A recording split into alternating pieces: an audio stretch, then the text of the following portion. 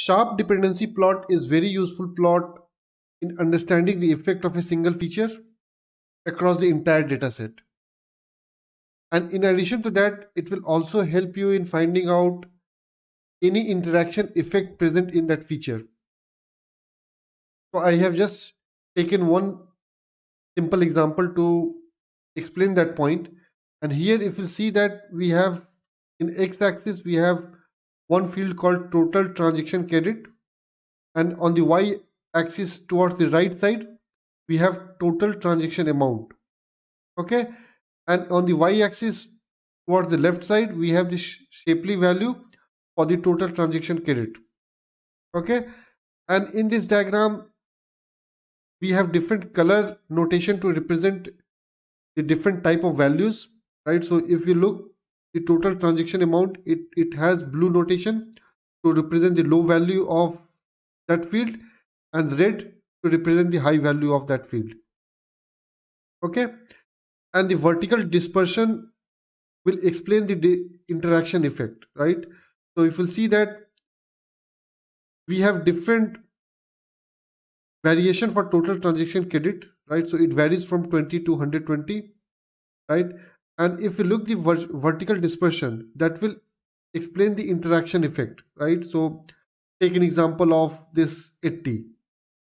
So once total transaction credit amount would be 80, it will have different effect depending upon what is my total transaction amount, right? So you can see it, we have blue value towards the bottom side and we have purple at the upper side, right? So you can see that it varies, and depending upon that my prediction score will change, right? So if my value of this field would be in blue side, so that means if my amount will vary between 200 and 400, the prediction score would be slightly lower, right?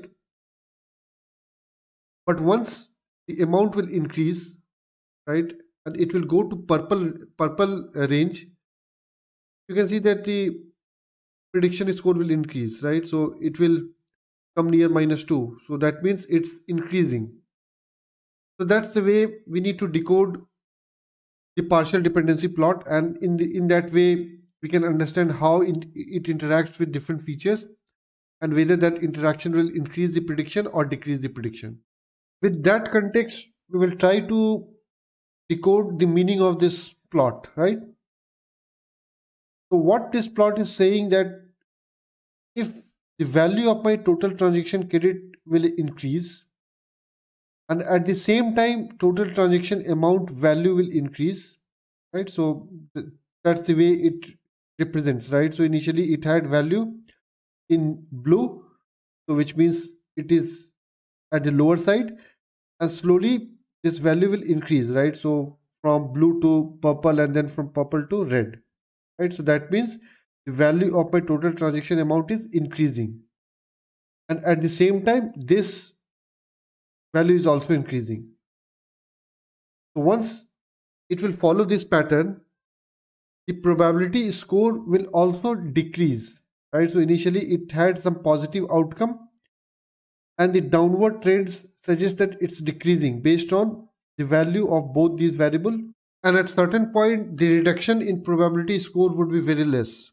So once it will reach to this point, so somewhat near 90, you can see the rate it will decrease, the probability score is very less, right? And once it will hit that range, the probability score would be somewhat constant, right? So which is a region which indicates that once my total transaction amount would be at the higher side, and at the same time the total transaction amount is also at the higher side, the probability score for any customer who would churn would be very less, right? So that's the interpretation of this area. Okay, so that's it, I think, from sharp dependency plot perspective, and we'll simply run this statement. Okay, and if we look what are the parameters we pass for generating the dependency plot, so here we need to pass all those variables for which we need to generate the dependency plot. For the time being, I have only defined a single variable, but in practice, we can define it as many as you can. Okay. And for sharp.dependency plot, we need to pass the name of the variable. So here it would be picking the name of the variable, then the sharp value, right? So if we'll show the sharp value which we had created initially in this notebook. So here we had created all the sharp value for my validation data. So that's what we are picking it. Okay. So here that's the sharp value, and then we are passing all the validation data, and using these inputs, my dependency plot would be able to draw this effect. Okay.